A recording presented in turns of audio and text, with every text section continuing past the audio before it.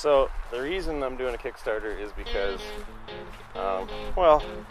because if I want to do this, so the whole thing is I want to do a vinyl record for my 33rd birthday, which is now past, but technically it's the 33 and a third is what a record is, so we're going to try to get it out by my 33 and a third birthday, so that'll be March 11th. So I've got the songs all written, ready to go. I'm going to get some friends together and, kind of build a little studio band and pay some good dudes to record it and try to make it sound as nice as possible, so that you get the real audio quality of the vinyl record out of it, and just kind of put out a record, and so that's all it is. But basically what it comes down to is that a record costs money, I figured that the cheapest I could possibly do it is a little over $2,000, which I don't just have kicking around. So yeah, basically we live in Vancouver, most expensive city on earth. Well, in Canada anyway. And I don't know, I guess finances are tight, budget's tight. I could go into debt to make this record that I want to make, or I started thinking about it and I figured if I could actually sell every copy guaranteed, then I wouldn't have to go into debt. So the idea is to just pre-sale the entire album pressing, and then I can pay for the whole thing. I'm not really selling it right now, am I? You're selling it. I don't know if I am. It's gold. Okay, well what I'm saying is that I want to... So what it is I've got a bunch of... You're supposed to put donation packages. So when people donate money, you're supposed to give them something for the donation, right? So basically every donation is a purchase of the album. I'm trying to set it up so that in addition to getting a copy of the record, you'd also get something from me. Like I got some t-shirts I'm going to make up. Like people who haven't got copies of the cassettes, there's a package where you get both cassettes.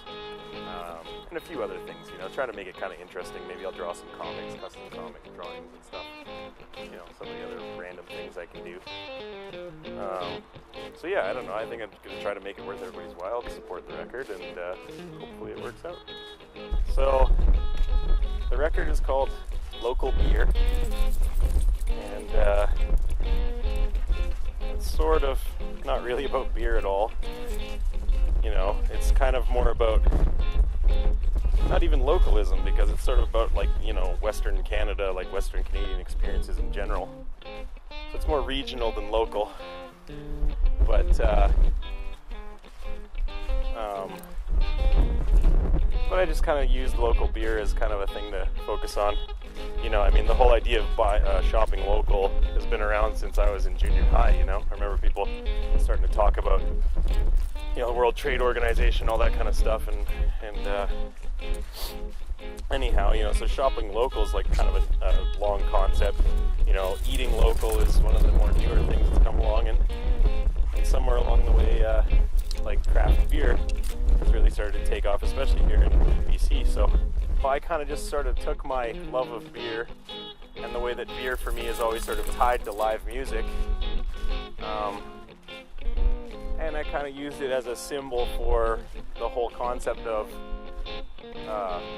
local, regional, music, and just a celebration of this part of the world that I've spent my years in and that I enjoyed, So, a lot of the record is about working out of town, going up to, Chetwynd or Prince George or Fort Mac or the Yellowknife, and, Spence's Bridge. Did that little job at Spence's Bridge in the Fraser Valley, there was a song inspired when I was there.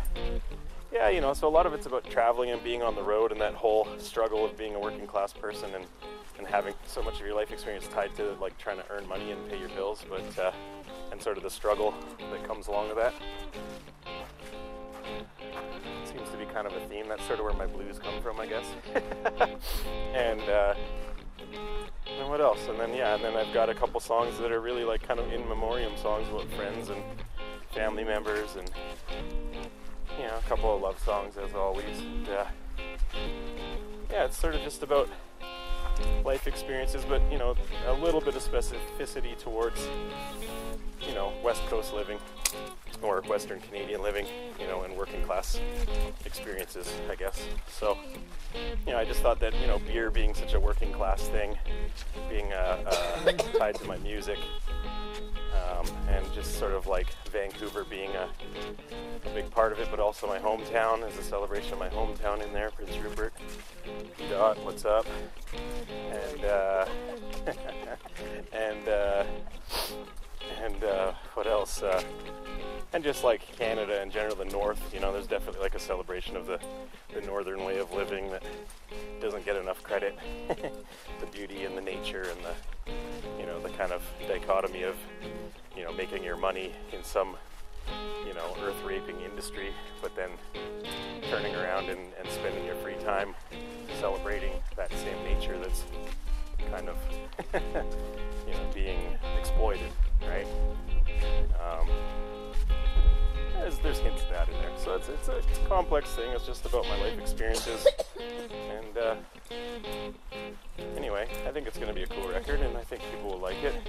You know, a few different musical styles. You know, my kind of weird mashup of country and rock and folk and indie and maybe even some weird hip hop type influences in there, maybe a little bit. I don't know. So yeah, I think people will dig it. Anyway, I'm gonna run out of tape soon, so we better stop talking.